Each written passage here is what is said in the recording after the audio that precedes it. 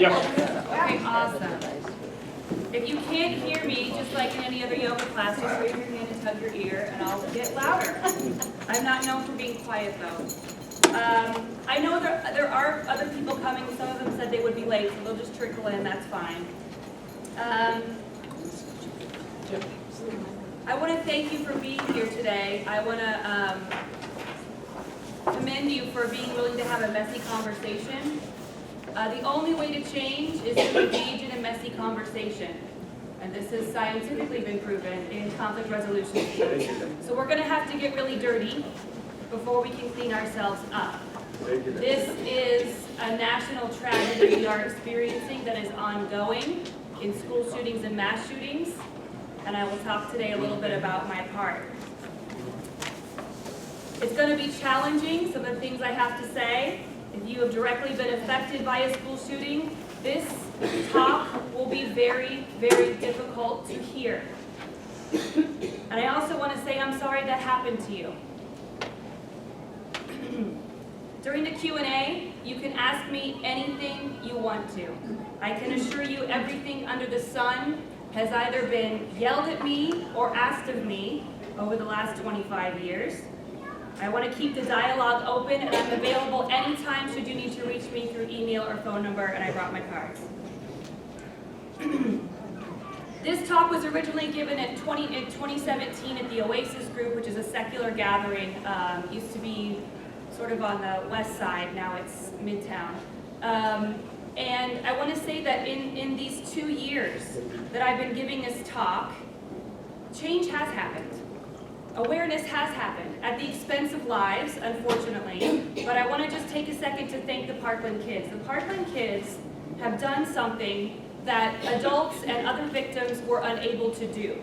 And I've experienced what happens when I try to reach out and do something and you get pushed down and you get total silence on the other end. I've heard more crickets than you can imagine. So I want to thank the Parkland kids for breaking through with that.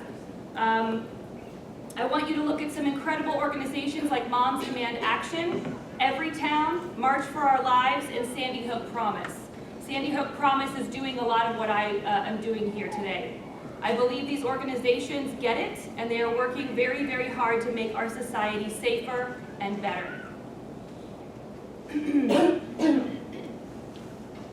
I also want to say that over the last few years, I've come to recognize that these events are leading to a contagion. This is harder for me to realize than you can imagine. It is hard for me to strike a balance between celebrity and recognizing the human in the shooter. Is it right to publish their names and therefore make them celebrities because of how our culture views TV? Or is it right now never to mention them, their names or motives or reasons or faces as if they didn't exist? I am very torn on this, and I always try to defer to the victims and what they feel. However, I also recognize that the more we deny identity, the more we deny the darkest parts of ourselves. So I'm willing to debate this, and I have no answer, quite honestly. In my anthropology of religion class, I learned that there is a way in which indigenous people handle a member of their tribe who is transgressed. When a person does something wrong, their line of thinking isn't to say, "Why did you do this bad thing?" Their line of questioning asks, "What did we do wrong?" The entire tribe gathers to deal with the problem. That person is not separate from them. He is a part of them and will always be, no matter how badly he transgressed. Our society's tendency when there is a school shooting is to say to the shooter, "I hope they rot in hell." And as I've heard before, I hope their entire family rots in hell. People who murder are evil. We have nothing to do with why crazy people go and get guns and do this. We are separate. The memories of these shooters are cast aside and wiped out because they don't deserve another thought. Vulnerable boys, prone to mental illness, are born into an American society that creates school shooters. 20% of the school-aged American male population is caught in a dynamic called the bully and the whipping boy. Once established in grade school, This dynamic will hold 20% of our boys until they leave the school environment and possibly will extend into the corporate environment. More than likely during this period, mental illness has set in or its seeds have been planted. In addition, the American way of educating our youth through standardized tests and single-minded thinking strips people of any imagination or ability to see beyond the school social structure. We are all tricked into believing that it is real and that it matters. We are highly dualistic in how we view our society of the haves and the have-nots, of the winners and the losers, and the victims and those to blame. There are only polarities, not webbed realities of a multitude of avenues that can be explored while tackling an issue. The avenues exist, we just don't explore them. And finally, we raise our boys without permission to feel the range of human experience.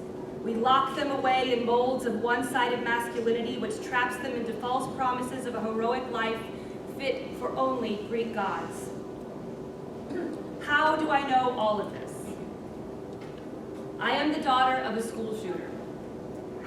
In January of 1955, 19 years before I was born, my father planned a mass murder of his dormitory on his college campus at Swarthmore. He strapped himself with ammunition, carried several loaded guns in both hands, and entered the dorm. He walked down the hallway looking at doors, and he wasn't sure who he was going to kill first. He finally stopped at a door and opened it. He set down his flashlight, and he shot into the dark. He knew immediately he had killed someone. At that very moment, my father says that a hand came around his heart and squeezed it very tightly. He says that in that moment, he realized at once that he was loved far more than he ever could have imagined, and all of that outweighed the hate he believed he was living with. He turned himself in at the police station. He was arrested. He was given a lawyer. In the months waiting for his trial in prison, he wanted only to go to the electric chair. There was an insanity commission, and he was determined to be incurably insane, and it was sent to the mental institution for the criminally insane with a life sentence. In the mental institution, my father had a revelation. In the most benign of circumstances, he came to understand the purpose of his life. In a small, insignificant moment, he realized that he mattered, that his life, his body, his existence made a difference. He could serve. He could do for others. He had never had that thought before. After 4 years and 9 months, after my father had made a school in the prison, had created the printing press and began to print all the literature for the nearby town, the warden and the chaplain at the prison began to feel that whatever it was that brought my father in prison had somehow left him. They did not see any signs of mental illness and began the process of getting him discharged. He was set free. When my father told me his story, I was 19 years old. I don't even have time to go into what effect his story had on my life or how it messed me up for a significant chunk of my life that even only now I have been coming up for air briefly. Perhaps all of that is for a different talk, and I'd be happy to give that one too. But I do want to share with you his story and why he believes he did what he did. At the age of 4, my father was walking down a street with a friend in his small Pennsylvania town. A neighborhood boy out of nowhere came up behind him and pulled his pants down. He laughed at him, as did all the other kids that gathered. My father was left to pull up his pants and run home. And thus began 10 years of bullying.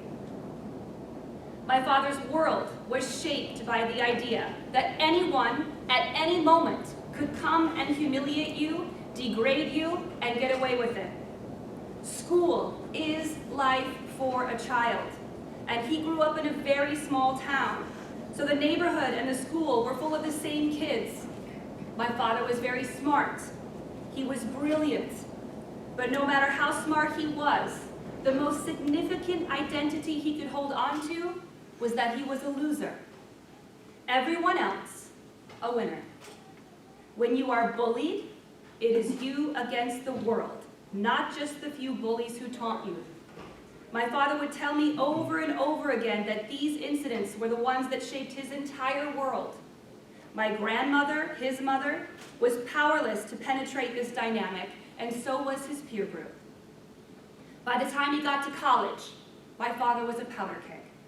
Being away from home for the first time, staying in the dorm with people with a much higher income bracket and social skills that far exceeded my father's, proved to be extremely challenging for him. There was great debate about whether or not my father was bullied in the dorm. Some men say yes, some men say no. Some say it was typical pranks and boys being boys. There are other men I've spoken to from the dorm who remember talking to some of the guys to lay off my father. Michael Dukakis was in the dorm. I didn't get a chance to speak to him. None of what happened is a justification for any form of violence, but it is necessary to see that even mild rowdiness would trigger someone like my father. This is no one's fault, and no one could have known. My father's world began to unravel. He was fighting with his girlfriend. His grades were slipping, and he was in danger of losing his scholarship. The boys in the dorm took his mattress out into the quad and peed on it. They set his garbage can on fire in front of everyone else. As the room attendant, which my father was, I'm sure he believed that he might get in trouble for all of this rowdiness because he was supposed to keep order. And so he drove home at night and got his guns. This is the cocktail. The most crucial part of the story in a school shooting is that of the killer. It is the longest arc of history we know until the incident, and it is the one that no one wants to face or talk about. People want more weapons for teachers, and yet we never think about how incredibly easy it is for someone so young and unstable to get weapons themselves. We want to call school shooters evil or horrible people and cast them off as if they existed in a vacuum cut off from the rest of the world, only to emerge from obscurity when they wish to cause harm. They exist right alongside of us, with us, trying their best to make sense out of the social norms and patterns they seem so foreign to, and that we too even question. If there is one thing I want you to hear today, it is this. I want everyone to tattoo this on their brain. There is no such thing as a lone shooter. They are part of the anatomy of our society. They have mothers and fathers and siblings and friends. School shooters find avenues very easily laid out for them by the culture that we live in. The games they play, the TV shows they watch, and the movies Hollywood creates, all can be interpreted in the hero and loser dynamic. Every shooter longs to be a hero. Every shooter believes they've been left out of the possibility that they could ever be one. So to get weapons easily, like the heroes do in movies, to take care of your problems through violence, like countries do, it is to do the noble thing. After everyone dies, they will stand victorious. We associate this with a sick mentality, and it is. But it is only sick when it's carried out. When it's framed and understood in a make-believe plot, we call it a myth. Or we pay money and buy popcorn and watch it in awe and admiration to applaud at the end. My father is not a sociopath. Most of the school shooters that are alive in prison are also not sociopaths. I am not saying that all school shooters are not sociopaths. I want to make that very clear. Some of them are. But what I am saying is that this dynamic is often different than what we see when it comes to most homicidal sociopaths. My father would tell you he believed he was solving his problems. He thought his mother would be proud of him. He wanted to kill everyone because everyone represented the enemy. And that is insanity. My father's victim was most definitely not a bully. I need to say that for sure. But no matter what victim my father randomly chose, They represented the vague idea of everyone. There is no distinction in insanity. The whole world is after you when you are bullied, and you have no idea how to even begin to solve the problem because the problem is too great. Our inability, America's inability to cope with our problems stems from a system that educates based on singularity and teaches us nothing about life skills and coping mechanisms. Our educational system is hell-bent on streamlining and standardizing its approach to how it teaches our children. Part of what makes up school shootings and how we react to them is the outgrowth of the dehumanization of the education and social structure of a school. As you fill in your SAT answers with your number 2 pencil, you are aware at every question that there is only one right answer. And every question you are ever asked in school is formulated to that end. One right answer. This is a trap. Our schools must shift from strict academic education to create whole people rather than moneymakers, to create compassionate, complex thinkers rather than standardized test achievers, to create social systems in schools that celebrate intelligent people alongside the awkward, the cheerleader, and the drama geek, allowing time in each day to live without labels and have a check-in with an adult and with each other as people instead of cliques. Our school social systems are built on lies. When we grow up, some of us find out too late. I know many depressed mortgage owners. I know anxiety-ridden socialites and former big men on campus who you thought had it all. They call me destroyed with their internal sense of emptiness. All those jocks that you thought had it all. When I talk to men who have made it through the American educational system, they often tell me they were only ever given permission to have 2 emotions, joy and anger. They tell me they weren't ever taught how to cope with rejection or not winning. The only permissible reaction to that would be anger. And often, they have no idea how to control it. Being a human with a range of possible ways to feel is not permitted. Families often reinforce this. This problem is generational. I had a guy just 2 days ago talk to me about his experience with his dentist when he was 5 years old, when his dentist leaned over his mouth and said, "Real men don't use Novocaine." Ooh. If you look back at American school shootings since the 1840s, you will find a startling theme. They are almost all revenge killings. A young man felt betrayed, judged and wronged in some way, and picked up a gun and went to his school and shot someone. Often also, the father would do that. We must admit this is an issue with our culture, and we need to wake up. Wake up! It is in the media's best interest to not solve this problem. This is what they live for, and they have been following the script since Columbine. They design everything to be shallow and dramatic. We can't examine the life of the shooter because it glorifies them. We can't find out why they did what they did because somehow that justifies it. We can't blame ourselves because then that would make us all guilty. The way to show compassion is to grieve only for the victims. There is a correct way to grieve and only one way to see it. That person was crazy and evil, and that's all we have to think. We have found one right answer. My unique position has put me in what I thought was a quandary for many, many years. Being raised in this dualistic thinking society, I thought I had to choose between loving my father or mourning his victim, and all the victims and wounded since 1955 in our country, which now total in the thousands. Do I choose an innocent life to grieve over, or do I side with the man on the other side of the gun, a man who I know to the deepest depths? When 15 crosses were planted on a hill in Littleton, Colorado following the Columbine tragedy, the parents of some of the victims came to saw 2 of them down. The killers could not be represented. I don't blame them, but how hard I cried when I saw that happen. I know those 2 crosses pretty well.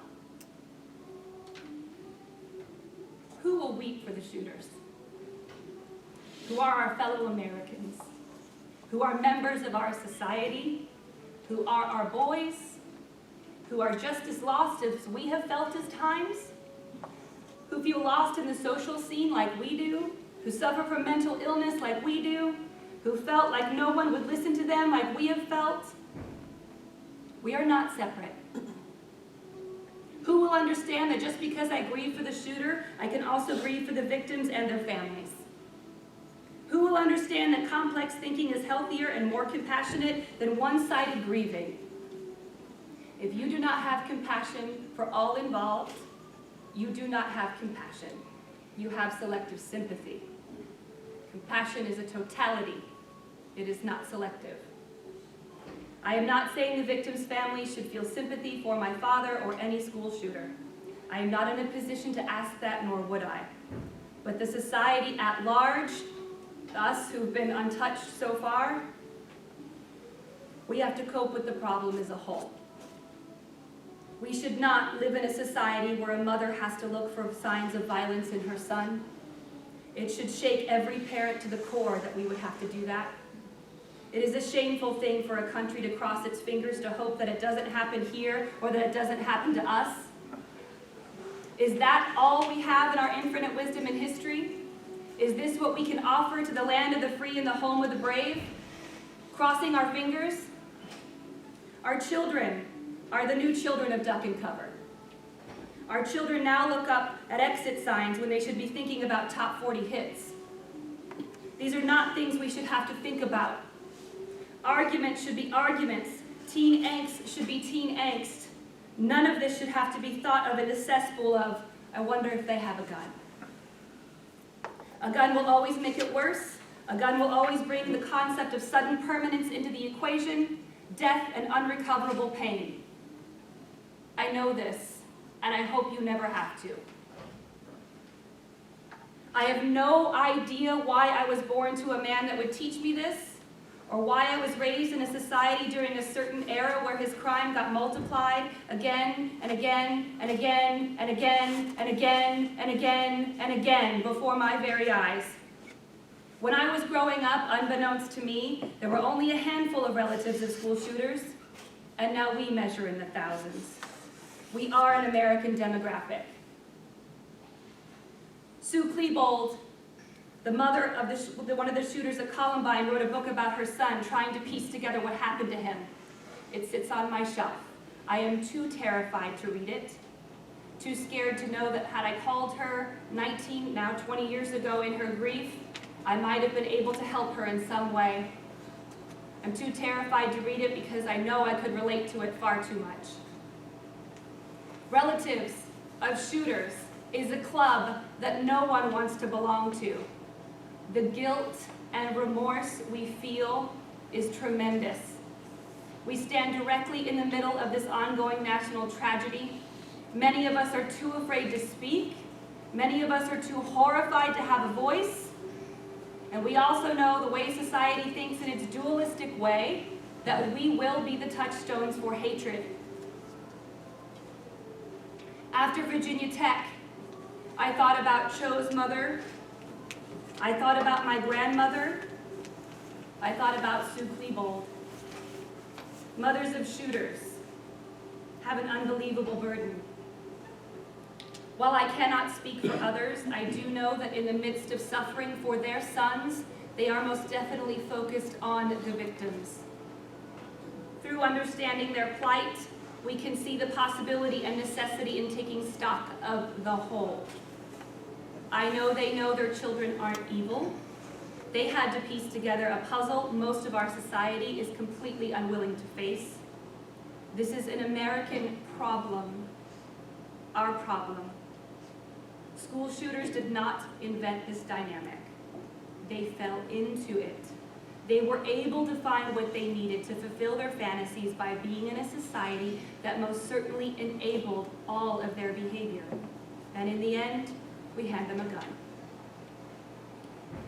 Please allow your boys to cry.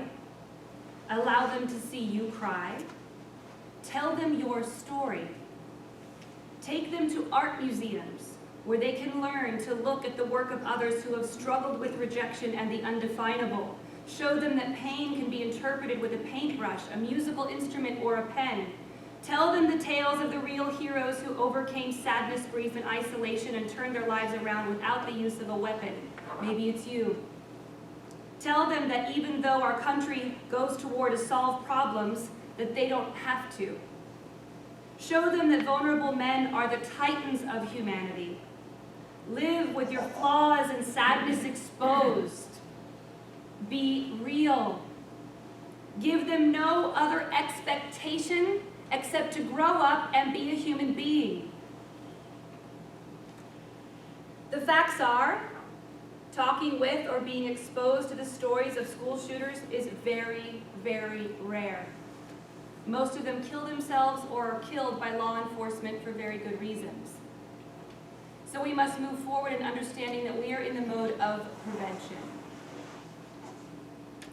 Be vigilant. Admit that we are linked. Acknowledge we are together in this. Gather around your boys and ask, what can we do for you? What do you need? Are you okay? How are you? We are the tribe. We must make sure none of our boys feels separate. I am here to tell you that my father's legacy is not only that he was a killer, but he turned out to be quite an amazing human being. I am so proud to have him as my father. I am proud of the lessons I had to learn with him. There is, of course, much, much more to his story. There is nothing he or I could ever do to bring back that beautiful soul that he extinguished. But what he taught me about compassion, forgiveness, and acknowledging the web of humanity has forever empowered me to keep talking, to keep showing up, to keep exploring the ways we can heal and prevent this horrible sickness in our midst. I intend to be a part of the solution until my dying breath, and I hope you will join me in that. Thank you.